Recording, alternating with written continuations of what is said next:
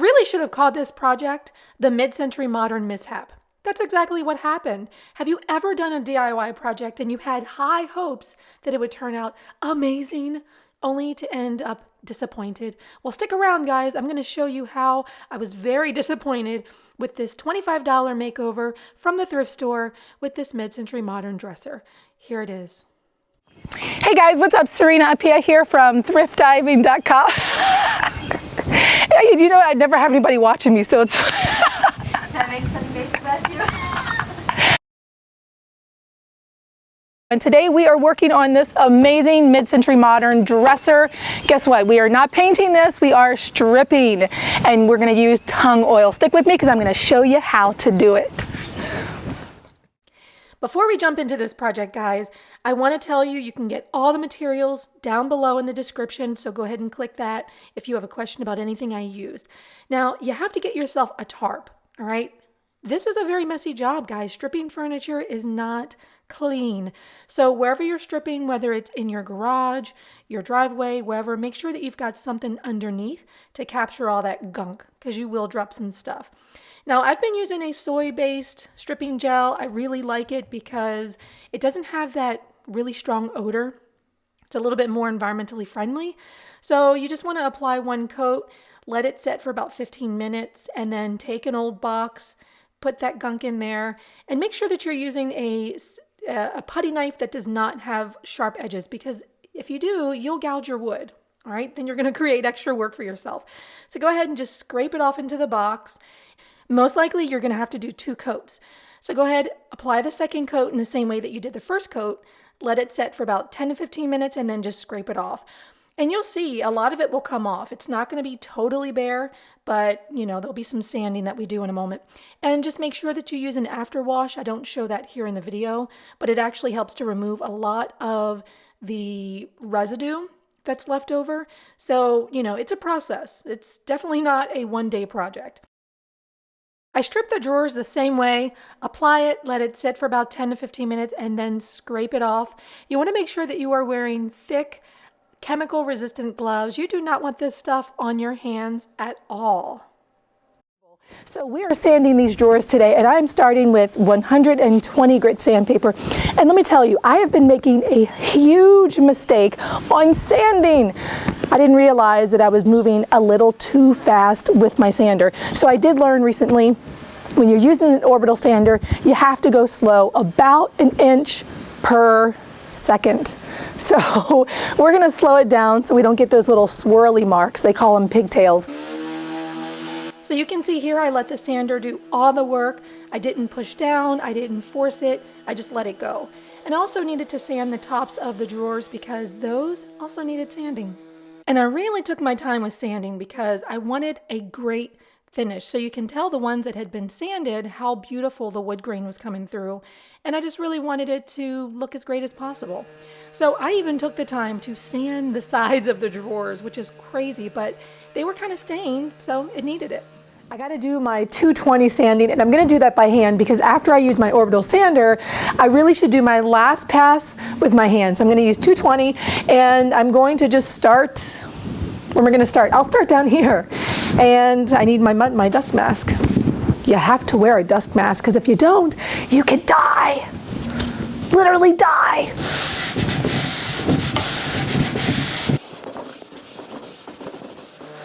So this is where the first problem occurred. Thankfully, there was an easy solution. So as I started to sand the front of the dresser, I realized that there was no veneer on the front of the dresser, which means whatever oil I put on the front of the dresser was not going to match the top and the sides.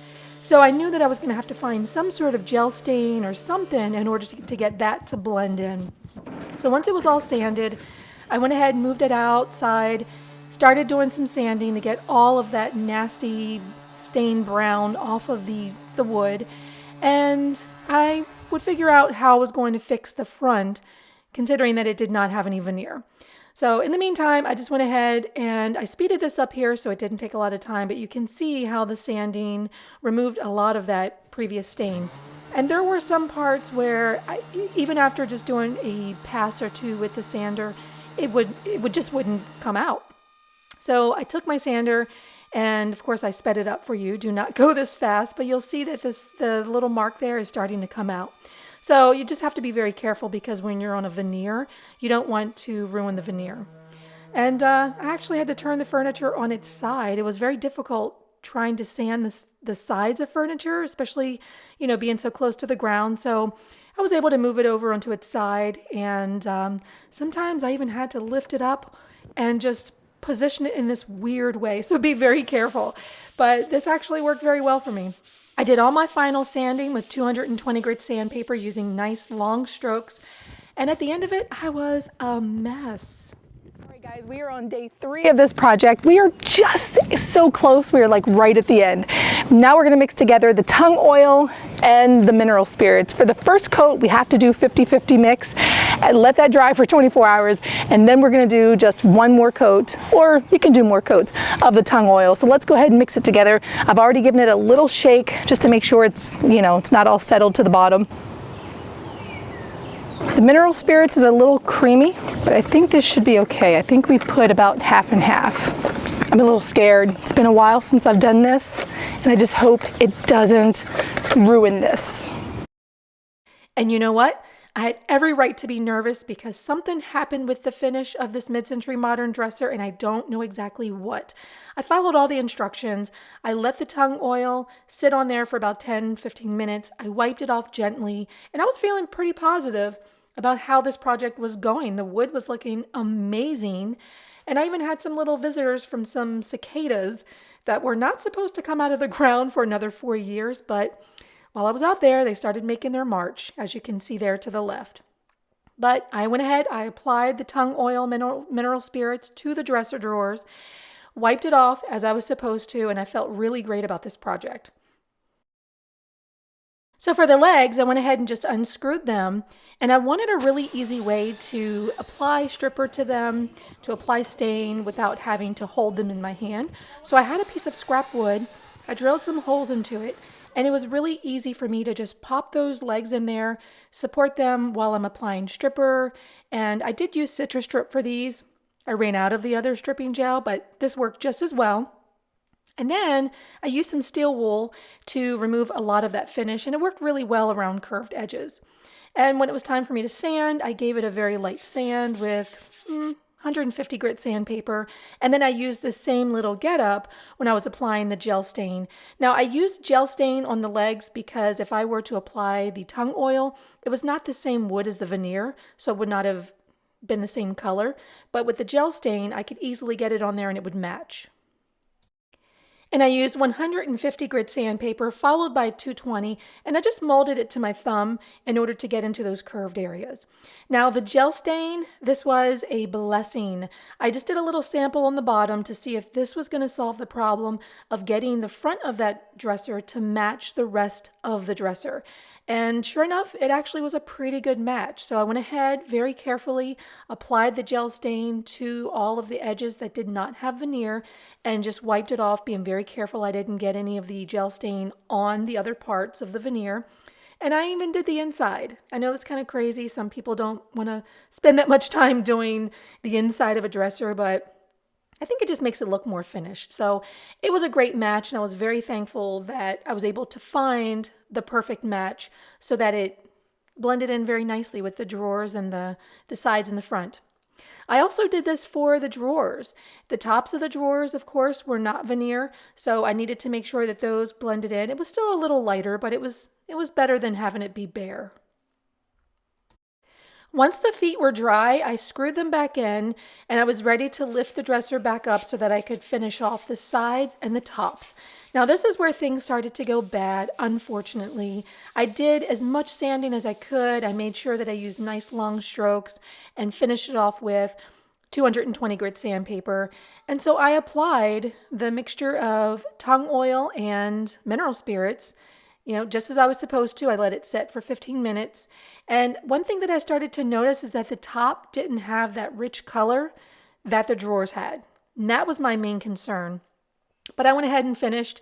I did the sides and wiped it off with some shop towels. And I was just going to see how it looked. I liked the fact that it blended very nicely with the front, that I'd used the gel stain, so it wasn't going to be super noticeable. And this is where things got really bad. You can see the dresser drawers are looking amazing, but I decided that I was going to speed things up and just do maybe a few coats of a oil-based polyurethane.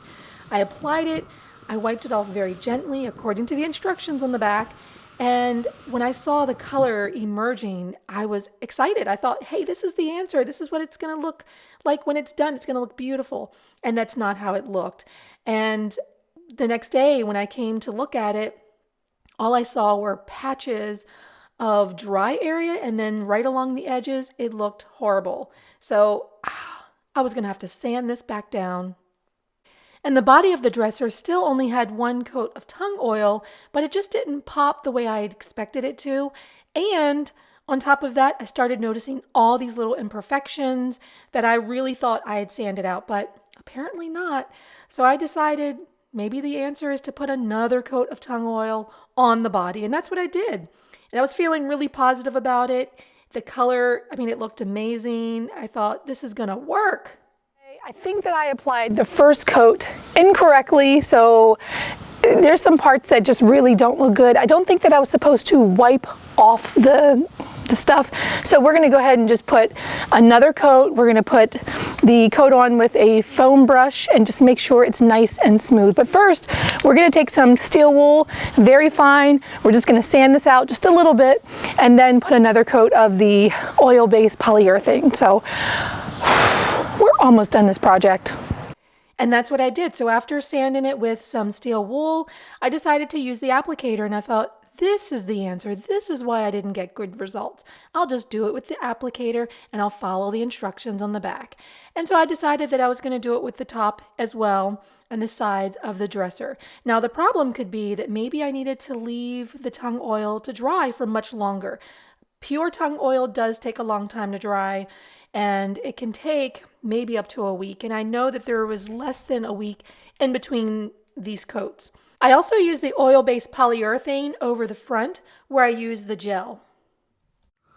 It has been a solid week since we've been working on this dresser, and I have to tell you, it didn't turn out. The finish looks horrible, and now I have to figure out how to finish this so it doesn't look terrible. And I even broke some of the veneer, so we're gonna have to glue that back on.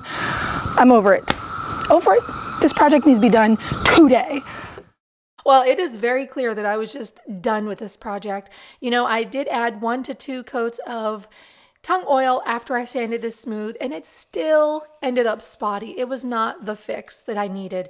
And I just didn't have it in me to go through all the sanding and refinishing again. I just didn't want to do it. So the lesson here is that not every DIY project is going to turn out. We would like to think that everything turns out, but a lot of times you will have projects that something goes awry, just like this. And the lesson is that you learn from it, right? So the lesson that I learned from this project is that I probably should have just stuck with the tung oil, did several coats, and let it dry thoroughly, which was about a week, before I even thought about adding a top coat. Then I probably would have got better results. But, you know, it's done and we have to move on. And you know what? I'm ready for the next project. Bring on the next stripping job, because I'm sure it'll be even better than this one. Be sure to subscribe because I love new subscribers. And if you want the materials list, go back to my blog, get the link down below, and I'll see you next project.